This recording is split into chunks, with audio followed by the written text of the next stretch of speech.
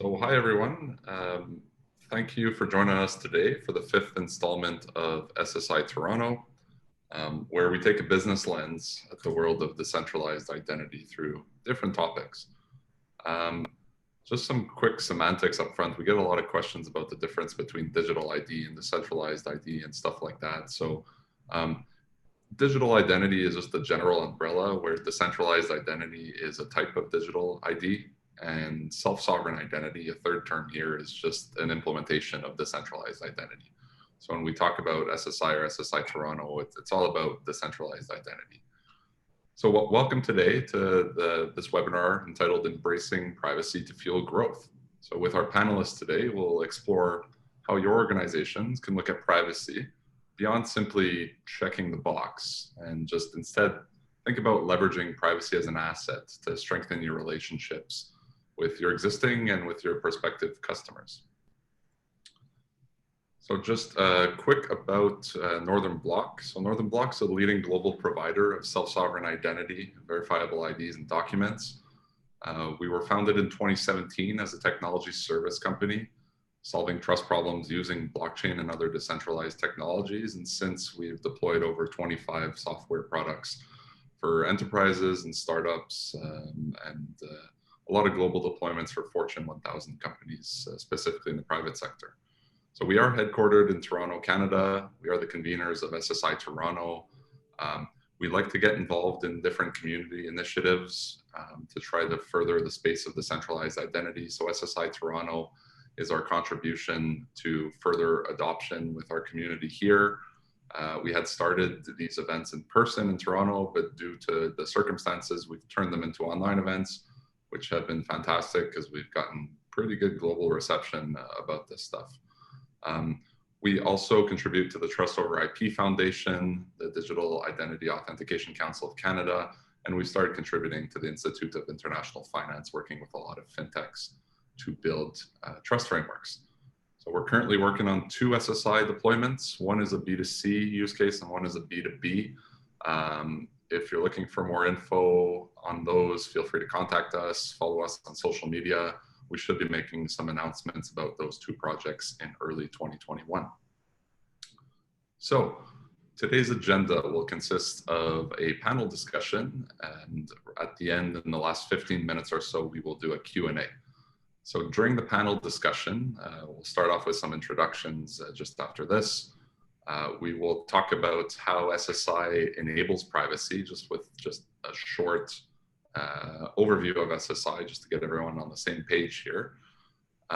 We will move into talking just about privacy, and is privacy really a killer feature for businesses?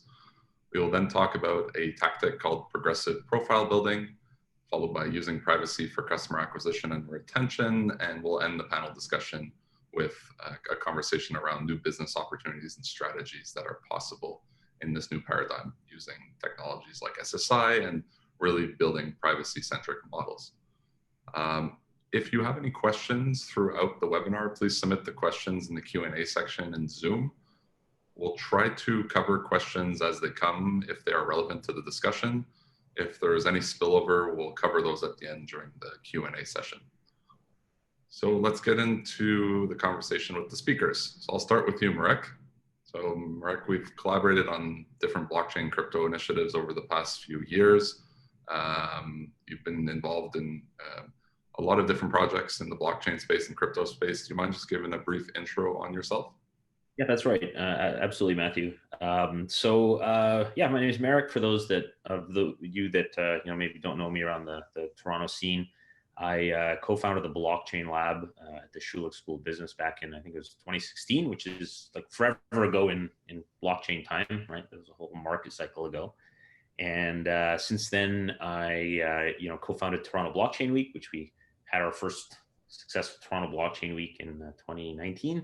This last year as well, as you mentioned, due to COVID, sort of had to be let's call it put on hiatus until the whole situation gets resolved in terms of COVID. And since then, I also work with many startups and other even larger organizations, governments, trade organizations on blockchain initiatives. And also lately, I've been working with the United Nations on cross-border trade facilitation using technologies, including blockchain. But my comments today won't be representing any specific organization. They're going to be sort of as an individual that's been around the space for a while, and certainly, SSI is, I would say, somewhat related to this notion of blockchain and DLT. So that's me in a nutshell. Thank you. Thanks. Yeah, Marek's a super sharp, intelligent guy. So looking forward to the discussion involving him today. And don't laugh, Marek. It's true. And so I'll just jump to you, Kumar. Kumar, you have just a tremendous wealth of knowledge and experience coordinating deployments of just really large-scale identity and access management solutions with enterprises. We've been collaborating on a few things lately. Do you mind just giving an overview on yourself and what you've been up to lately? Sure, Matthew. Thanks for giving me an opportunity here. My name is Kumar Raghubati. I'm a senior manager at Ernst & Young, handling cybersecurity and various aspects of it, data privacy and identity and access management, threat and vulnerability management, and various things that belongs to that goes under the cybersecurity umbrella. So as far as my experience concerned, I started my career in this industry. I'm doing telecom software developments and as well as in the financial sector. I've been with Ernst & Young for 5 years, dealing with various types of clients in various sectors, handling their large-scale implementations and transformations that belongs to that goes towards the digital transformation as in the big landscape that they are embarking. Identity becoming a centerpiece for their digital transformation. So we are pillars for handling those kind of activities. Have experience with handling the data and corresponding privacy aspects of it and protecting those data in various formats of it. Wonderful. Thank you, Kumar. Thanks for being here today. And lastly, Dave McKay. We've been on this journey together now for a couple of years and working with decentralized technologies from blockchain to SSI for a whole bunch of other things. And these technologies are really key to, and they're going to continue to be key to create new network effects through collaborative business models. So I guess as we continue on this journey together, what's exciting you the most about what we're up to? We've never been able to have identity, and this is a big thing, online identity. So through web technology, people were anonymous or sort of anonymous, and even through blockchain transactions, there's a lot of anonymity. But identity is underpinning to transaction. So transaction is a movement of value or information from one party to another. And we have systems that represent that value and information, but we don't have systems that represent the parties on either side of the transaction. So that's what really excites me is what can we do now that we have ways of putting this together? Awesome. So thanks everyone again for being here today. Thanks everyone for joining. I hope you'll enjoy the discussion we're going to have together here today. So let's start with a brief overview of SSI. This will be a very light overview. We've done some more detailed overviews in previous SSI webinars. So if you're interested, you could go to our website and find out more information about self-sovereign identity. But here today, we just want to cover the basics to really understand how SSI is a technology that could bring various elements of privacy to organizations and like yours and your customers. And the way we want to approach this is just by looking at the different ways that identities are managed today and have been managed over the previous years on the internet. And so this is the first model. We're going to go over two more after this. So there's three of them. The third one is a self-sovereign identity, but this first model being the siloed traditional model, we're all used to this. This is really when an organization issues to you a digital credential that you could use to access their service. Right? So it's usually in the form of a shared secret, a username, a password. It could be other secrets, sometimes knowledge-based stuff like your birthday, your mother's maiden name, PINs, and so forth. So in this model, at least some of your personal data, whether it's been shared by you directly or obtained from other sources, is typically stored within the organization's data silo. So it's a scenario that repeats for every organization, every app, every website that you log into. So as a result of this, this model requires you to manage separate credentials for each relationships. We have to have usernames and passwords for basically every relationship that we have.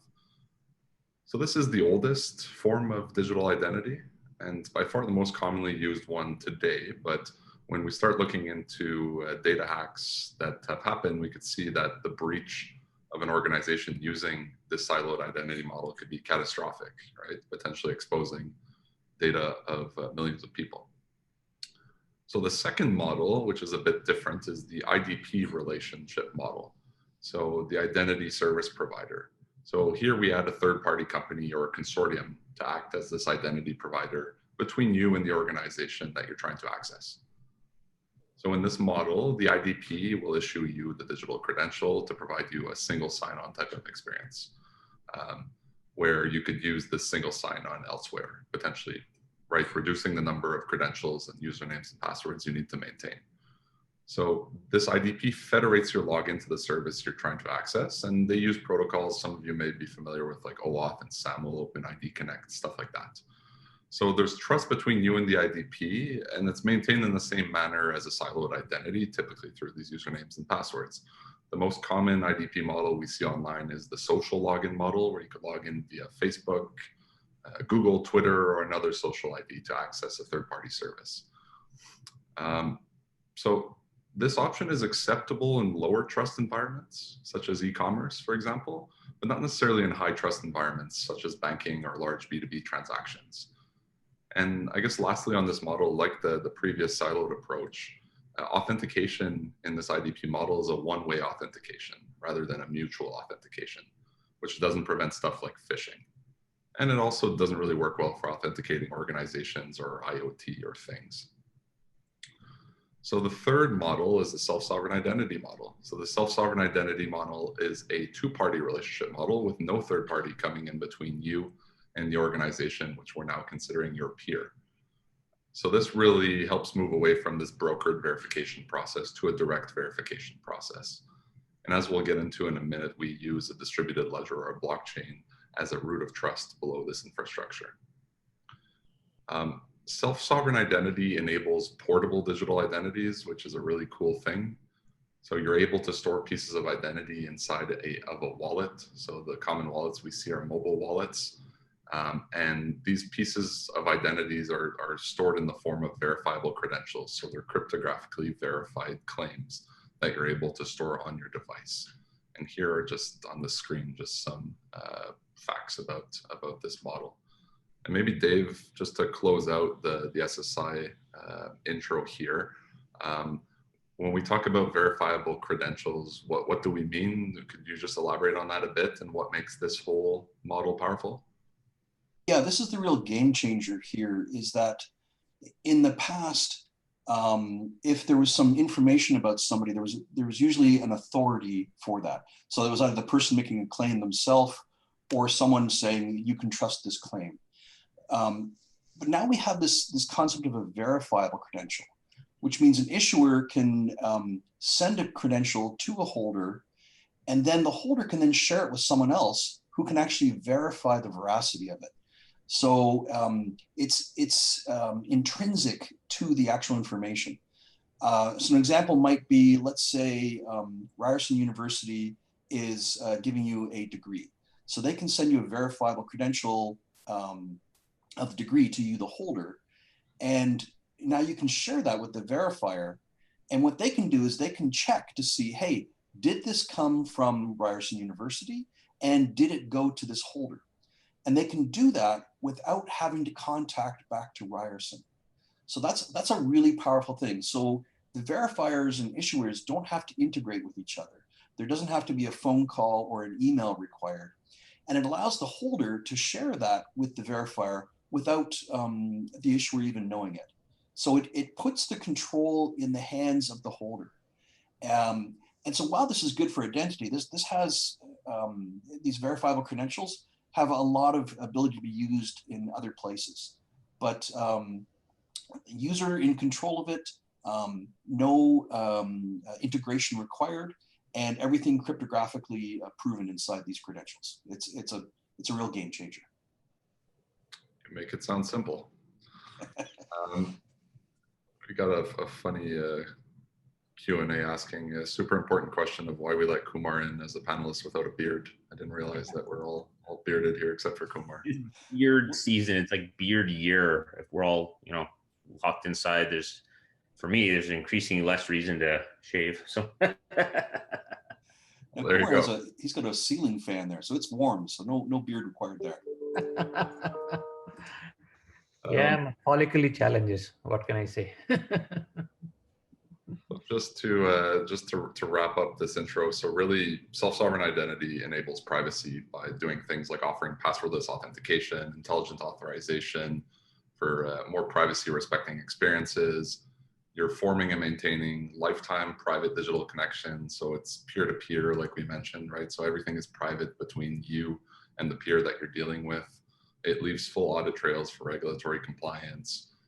And to that end, you could even derive things like verifiable origins to have transparency throughout a process or supply chain and so forth. So jumping forward, topic number 2, privacy, is it a killer feature? So where I would like to start here, Kumar, is like a good place to start would maybe be talking about just data privacy laws in general. Where are they going? What is the trend with it? How are you seeing them impacting the businesses that you're working with? Yeah, thank you, Matthew. Whether it is GDPR, that's in EU nations, or right now the CCPA, and recently California also adopting CRPA, that is CPRA, California Privacy Rights Act. That's recently on the ballot, and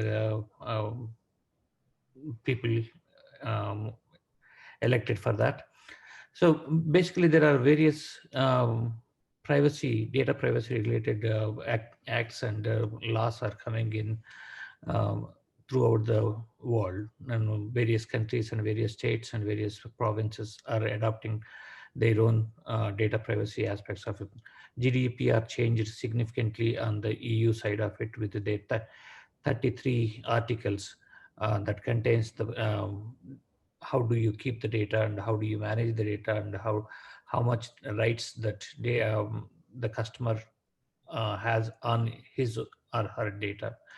And if you are not going to be providing that level of privacy and level of protection, organizations, how much they're fiduciarily liable to that, and what kind of liability to maintain. All these aspects are changing the landscape of industry. But on the betterment side, the customers are trusting the organizations. Initially, previously they used to, always like the big brother kind of concepts, moving away from that and making sure that organizations are becoming responsible. Recently, we did, that is our organization did in a survey, 61% are trusting their healthcare providers to maintain the data safe and secure. And they are willing to go ahead and share their privacy, their private data, that healthcare records and all that kind of stuff, to the healthcare companies, and let them transmit to other partners, as long as that is helping them the bigger, broader cause, like doing the research aspects of it, or doing the sharing the efficacy and all that kind of details with other organizations, where they can come up with a better features and better treatments kind of thing. And they're also trusting some financial organizations, because they know and they understand these financial organizations are bound by the laws and regulations, and those regulations are both has the security aspect of it and the fiduciary penalties aspects of it.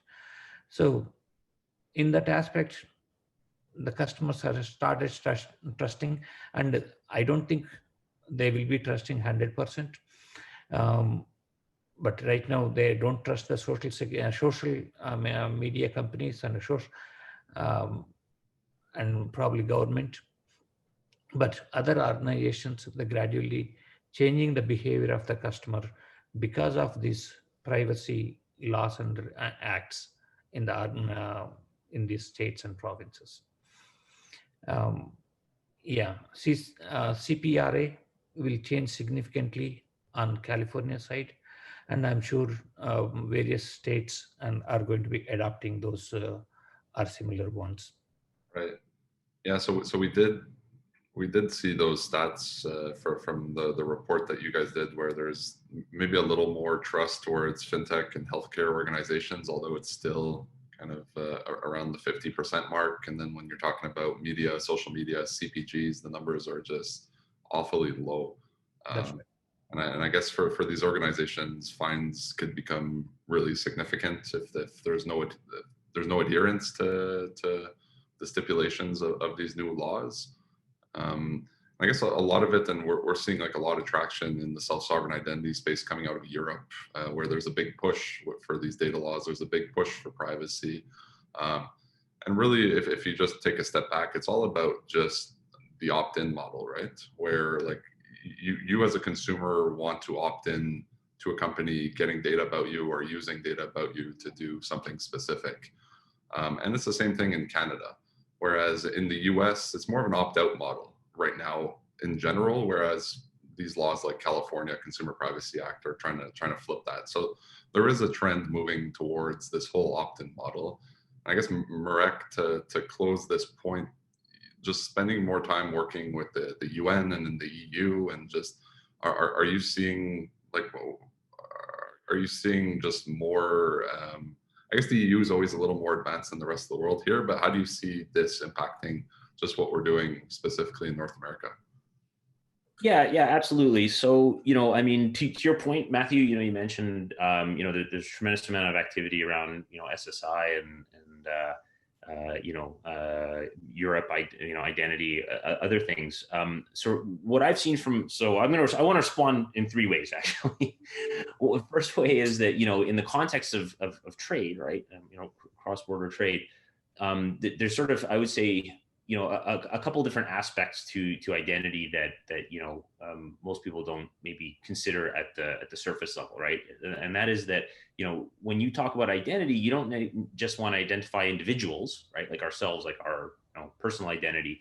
There's also identity of things like shipping terminals, right? Need to be identified, as well as things like transport needs to be identified, as well as sometimes shipments and shipping containers. So I think that the identity spectrum, right, is beyond just individuals, right? That's sort of my first reaction. Second reaction is that I think that SSI is and sort of this notion of sort of self-sovereignty, self-responsibility for consumers, I think is very a very important sort of complement, let's say, to laws, for the following reason, is that it actually enables individuals that are privacy conscious to actually sort of take that stuff into their own hands. Like right now, I would say certainly this technology is at the nascent stage, right? So sort of cross a border, for example, countries still require passports, right? You can't really get across with a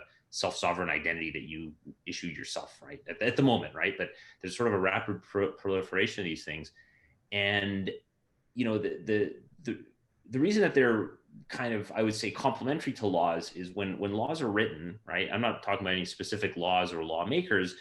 Oftentimes the use of the law is considered, right? And the full, let's say, impact of laws, right, aren't always known when they are written, right? Oftentimes they are interpreted by courts, by various courts. And so sometimes what ends up happening is the laws have let's say a wider impact than was intended, right? What was intended as a sort of a scalpel blade is actually a battle axe, right? Which is can happen, right? And so laws can sometimes be abused in the sense that for example, if there's a law that somebody has the right to take down information online, they could use that to take down, not illegal activity, not evidence of illegal activity, because I'm sure lawmakers, have that provision, right? But, things that are, let's say, unethical, that are not necessarily illegal, some, let's say unscrupulous person could then turn those laws to,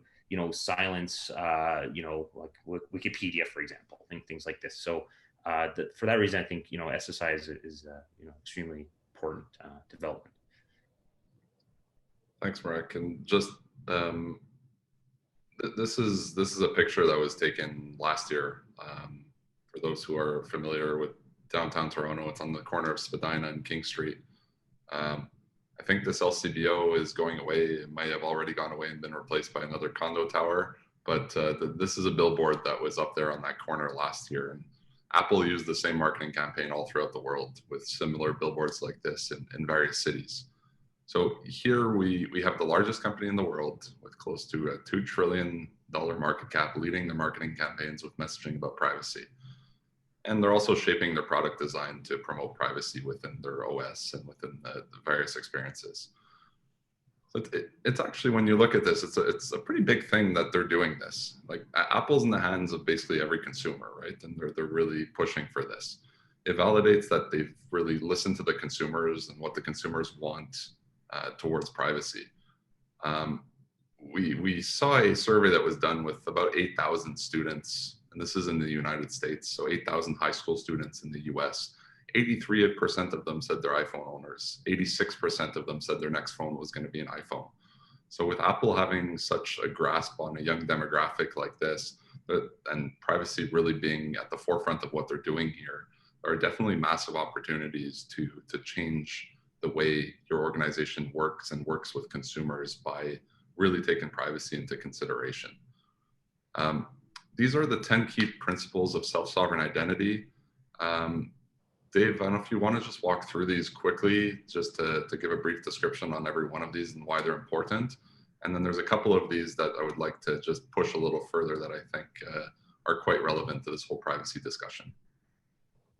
Yeah, just a quick comment on that Apple thing. I think the takeaway there is that they've identified that privacy is important to people. So that's why they use it in their marketing. I don't think necessarily they're a great privacy company at all. I think they're terrible. But let's get to the principles of SSI. So the number one principle, and it's number one for a reason, is it's user-centric. So it's you, the person who the information is about. It's your own information, which you would like to hold private. It's your choice of what you'd like to hold private. Number two is control. So you are able to give consent to information you would like to give out. So a lot of people talk about the privacy calculus.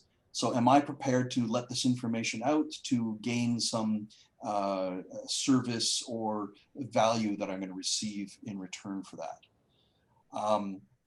So being able to provide access to other people to it.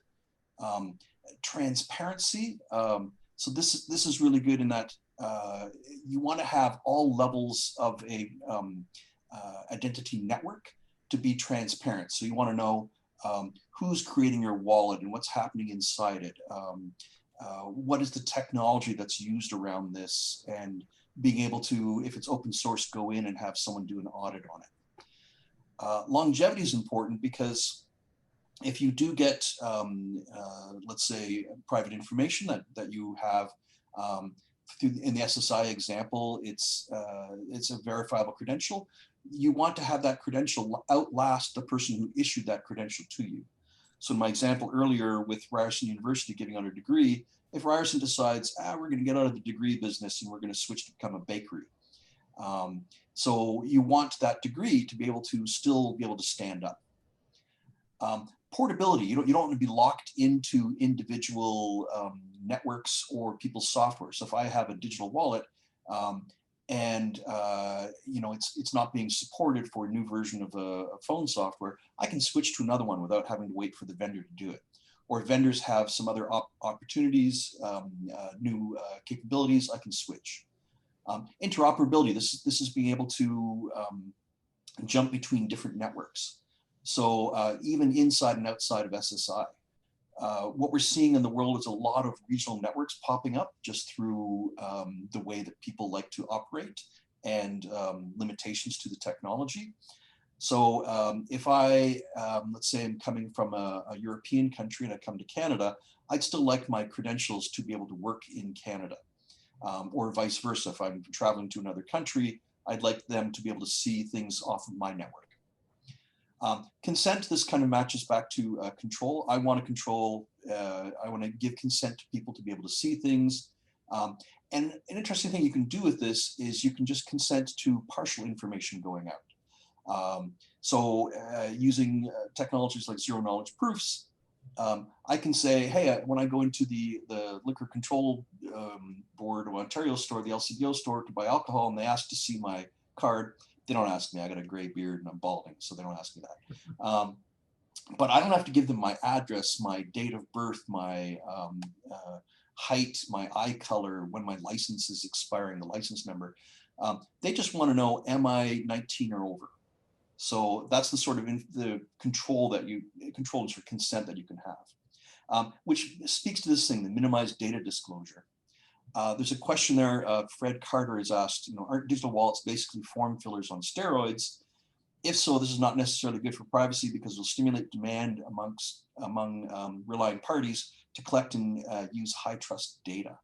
So if I can minimize the amount of information I send, but it's still verifiable, then what it can do is it can speak to relying parties are asking for a lot of information that they don't necessarily need. And they shouldn't be asking for that because they're adding friction. And so what Fred's getting at is they may see this as a way for to gather more information with less friction. And so what we want to do is to give mechanisms to just disclose a minimum amount of information.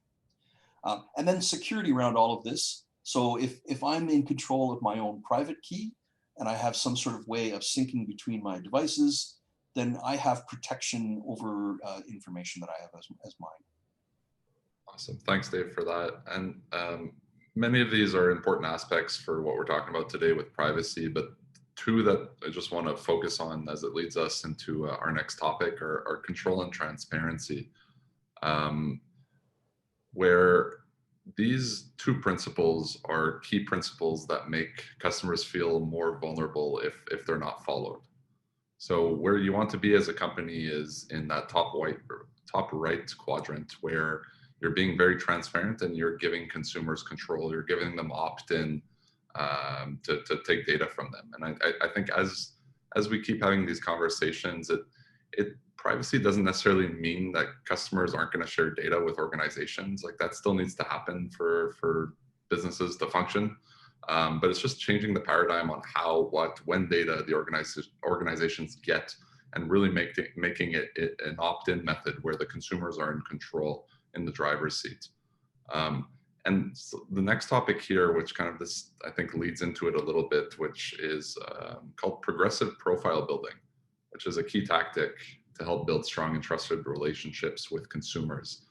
And I'll throw it back to you, Kumar. So you brought up the concept of consumer progressive profile building.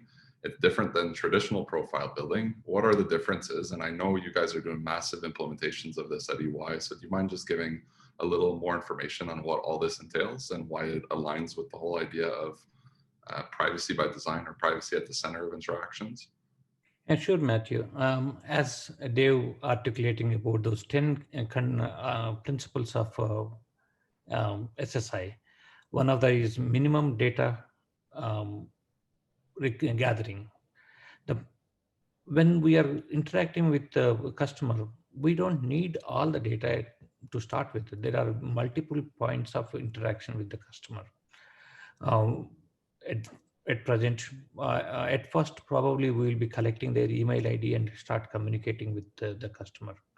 As the customer is recognized in the system, yeah, we can ask additional information about his contact information, his phone number, or his address. As we make the journey with that particular customer, we can go ahead and start collecting the information. So at every stage, we maintain that least friction that we can go ahead and create for him. So, and provide the services at that level. So if we wanted to add additional services, probably we may need additional data.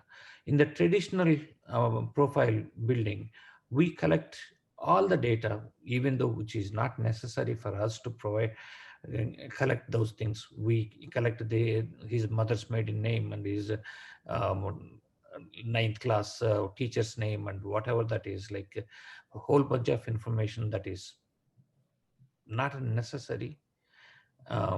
But we will collect those information and we will think that is in future we are going to use it. That future may or may not come. And why don't we build this progressive profile and continuously earn the trust from the customer? We are only collecting the data what we needed to provide service at the level what the customer needed, and also make that build the trust both from the customer side of it, and even that authorities and all those that are monitoring how securely we are managing the customer's data. That reduces how much we can go ahead and comply with those regulations and secure, protect that, encrypt the data in our data stores, all that kind of stuff. So the progressive profile building helps the organizations to establish that level of security, trust, as well as the marketing aspects of it, monetizing those data. Right. So it's really about, there is an aspect to this where it's kind of by not collecting so much data, it is a risk mitigation tactic for organizations. But really what you're saying is there's something to be said how it could be used as a trust mechanism and build upon relationships over time, over the customer journey, rather than just doing these bulk kind of moves that maybe don't make sense for what the customer is trying to do. That's absolutely right. Yes. Marek or Dave, do you have any comments or add-ons here? I have a response. I mean, that's fantastic description, Kumar. I mean, I think what we're really getting at here, right, is that, by building this profile from that's sort of maybe more interaction based, right, that could be potentially more interaction based, you sort of start getting this idea of, I would say a complementary type of ID that's complementary to the type that maybe an organization, a trusted third party issues you, or versus maybe a credential that you issue yourself, right? To say that, people can really build as it says, profile, build a reputation through successive, I would say, honest interactions with others. And, I think that it's complementary. And I also can speak to, there's a lot of interest in this exact idea across the blockchain space. I know of, probably a few dozen projects that are incorporating this idea of, building reputation with a customer versus, taking private information or, other options. So definitely seeing that. Awesome. So I see we had planned out to spend about 45 minutes on the panel. I'm just looking at the questions here. I think there was one additional question we haven't touched on yet. So maybe we'll just give another 10 minutes to finish this panel, and then we'll judge how long we want to spend on the Q&A based on the questions that are coming in. And so Dave, I guess just as a follow-up from this progressive profile building,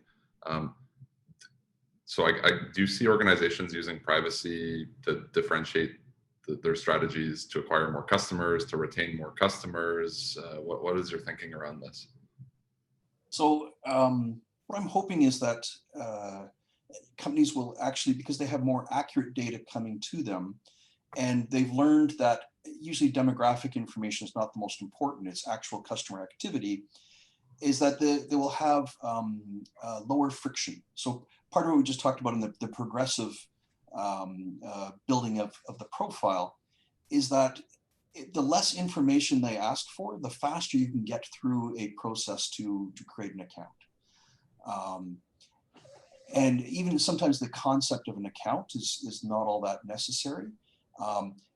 Using something like SSI, you have a connection between two parties, so an individual and an organization. And as soon as that connection is there and is established, then every time they go to have an interaction or a transaction, that can be assigned to that, and you know that these are the parties that are interacting with it. So I think it's going to make it a lot easier to acquire customers because there's less friction on it.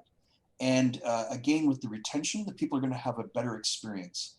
So if you ever phone up your cell phone provider or cable provider and you want to have something changed, you have to go through this 10-15-minute rigmarole where, you know, what's the last thing that showed up on your bill from December? What's your mother's maiden name? What street do you live on? You know, all this kind of stuff for them to establish who you are. So getting around that makes for the customer experience to be a lot better. Because if I'm angry at my cable company because my cable is down, the last thing I want to do is 10 minutes of you know, my grandmother's knitting style. So it makes it a much better experience. And I think they're going to hold on to people better that way. Thanks, Dave. There is a question kind of related to this, but we're talking about just the architecture of self-sovereign identity that just allows for this stuff to happen. There's a question of how much blockchain is there in SSI? Like, is it a big part of SSI? And then there's a second question here about using proof of stake networks and private wallet solutions. I think the direction to go in is more the stack that the trust over IP is defining. Could you just talk to just those topics? You want me to talk about that?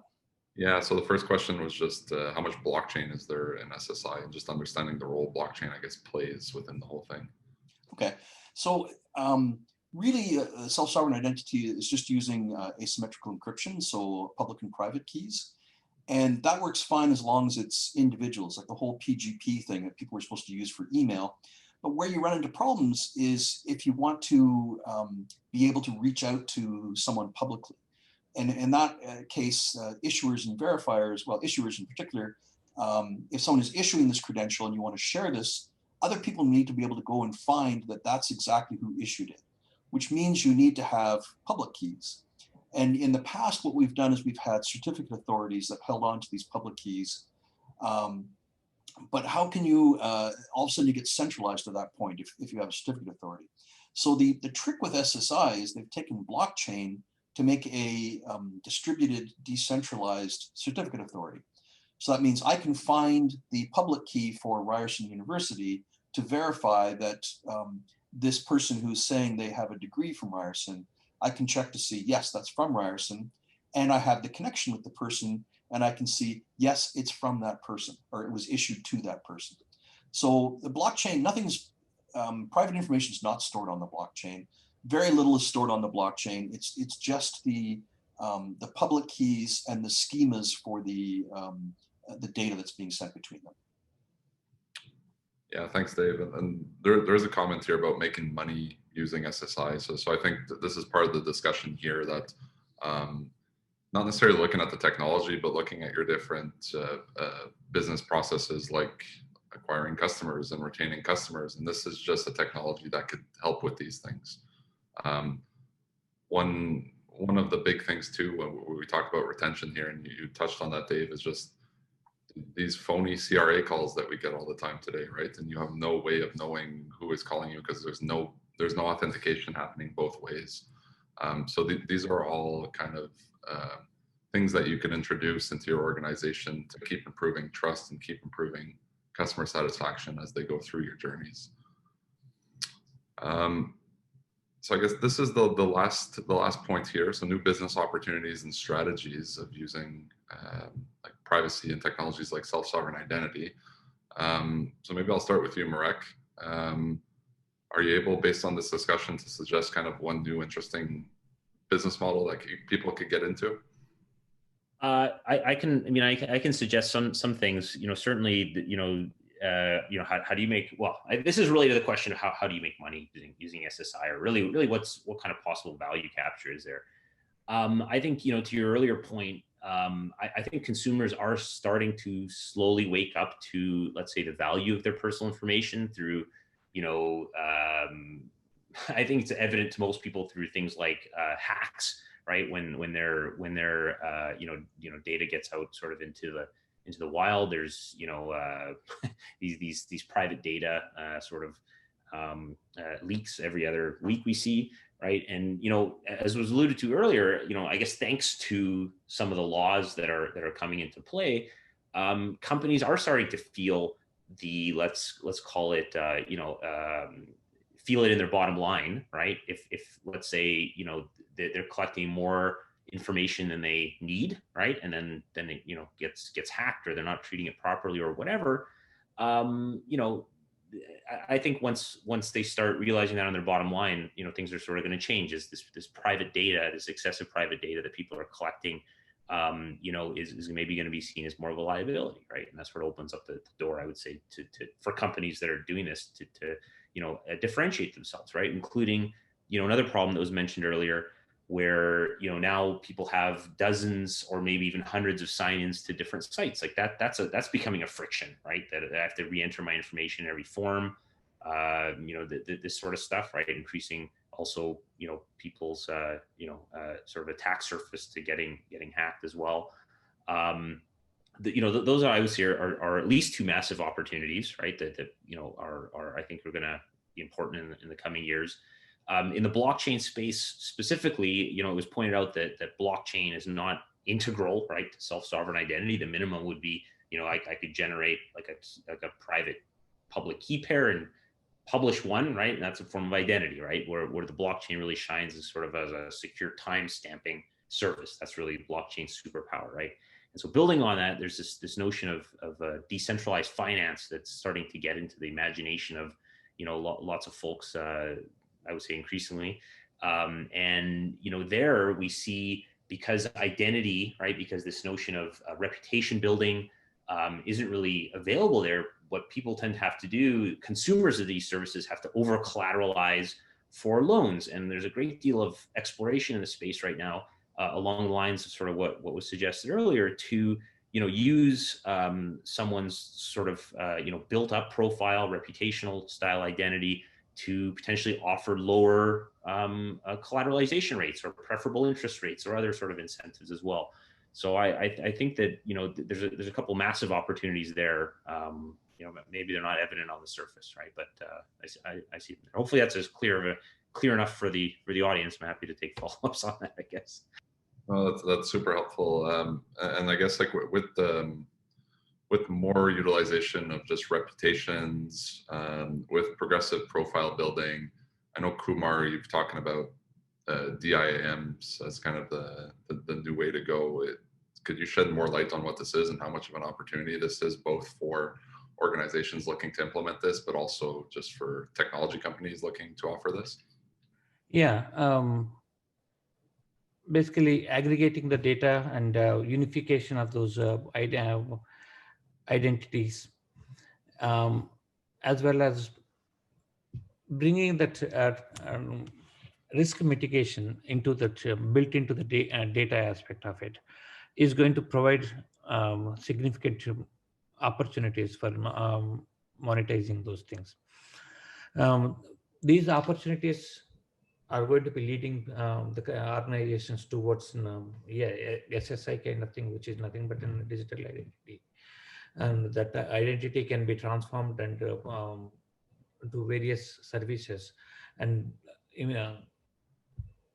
minimize the interaction with those services to collect the identities or exchanging the identities. You are going to be carrying that identity within your wallet, and that wallet can be presenting that identity to those things. And for example, your experience in financial institutes is also going to change. And now if we are going to be interacting with the financial institute, you may be using a different identity at the different levels.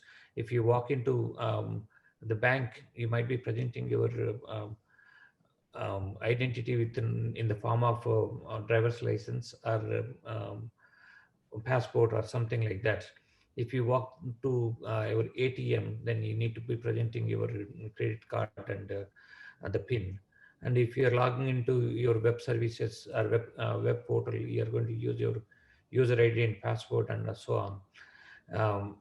So every interaction point, you have different types of identity that you are presenting. Within a single digital identity, why can't you go to the have the similar experience?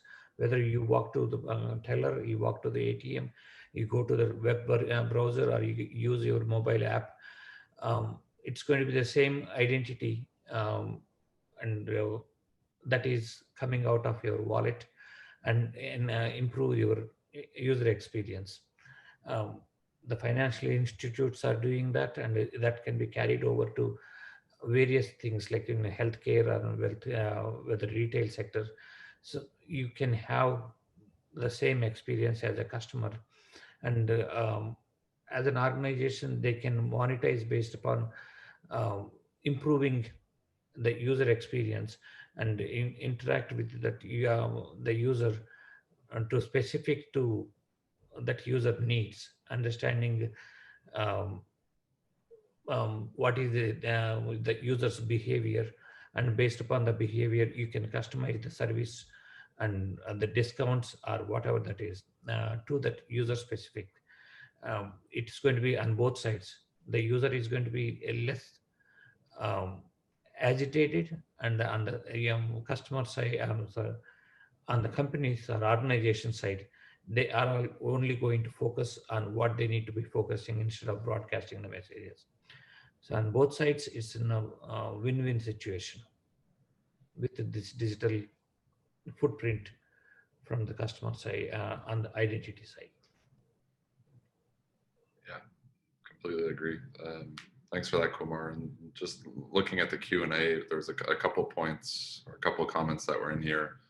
Phil posted a business model idea, and I think this is kind of based on some of the stuff, Dave, that we've been talking about too. Is so Phil's comment is to help humans manage their relationships of a trusted fiduciary, selectively managing the sharing and use of their data on their behalf. So there's the delegation side of things too. But one big thing that we've been discussing is that anyone who is an intermediary in transactions is not necessarily going to get replaced, because they do offer a value. It's just where do they offer value in the ecosystem might change, and that's where we talk about maybe intermediaries being pushed more to the outside of an ecosystem for business cases. Is this something you could elaborate on for a couple minutes, Dave? Yeah. So moving from a centralized to a decentralized model means that everything is flipped. It's turned inside out. So as you just pointed out right there, so middlemen are now on the outside. And the outside is not a bad place to be. There's all sorts of services that can be opened up with this. So the way I see this, there's a couple places. There's aggregation, analysis, implementation, delegation, and other services. So aggregation, if you have all of these verifiable credentials, all of these data points, individually, that's data, but collectively, there may be information involved with that. So it could be your investment portfolio, it could be your health record, it could be your resume. All these things are aggregations of data points about yourself. Are you the best person to assess your financial portfolio or your health information? Are you the best person to decide whether you should get a job or not? I always think I am. So aggregation like that allows people to be able to do analysis and provide that on top of the data you have. So I think that's, and because it's much more accurate data and verifiable, I think that's a really good one. Delegation is an important one. Not everyone is going to carry one of these expensive devices with them. And not everyone is able to use that. There are people who have literacy issues. There's accessibility either through financial issues or mental health or physical limitations. And so we need to be able to delegate this to something else. Some people may just lose their private keys all the time and decide, you know what, I want an online wallet. So there's hosting services like that. There's actual systems that are, because it's a new way of doing things, it's going to open up a whole bunch of new business models. So people will be able to create software applications that take advantage of verifiable credentials and identities. And so I think that's a whole new marketplace that we're going to see a lot of offerings coming up in. Yeah, and so that's basically, it's taking the types of things we've had before, you know, aggregation, analysis, you know, and implementations, and being able to use these with this new technology. So a lot of people who are doing that in an existing model, they're just going to have to change their focus. And I think there's going to be a lot of time where they can do a hybrid between the two. So for example, if it's verifiable credentials, I've got 35 years of experience in the software industry. All of those credentials in my past, or all that information in my past, I'm not going to be able to get credentials on those. So I'm going to have to go to a third party who can do the attestations on these claims that I make, that I worked at these companies, like a background checking company could find that. So there's a lot of opportunity for people to get information into a verifiable state and to do the kind of work that, let's say, a notary public has been doing, our background checking company. So yeah, lots of opportunities in this, and the strategies are to look at what you can do with this type of information. Great, super insightful. Thank you, Dave. So to close up this discussion, just a couple minutes left. So as Apple is saying, privacy is really king. I think we've talked enough about different opportunities here by embedding privacy in the core of your business offerings, how you can improve stuff like customer acquisition, customer retention, and really create new business opportunities.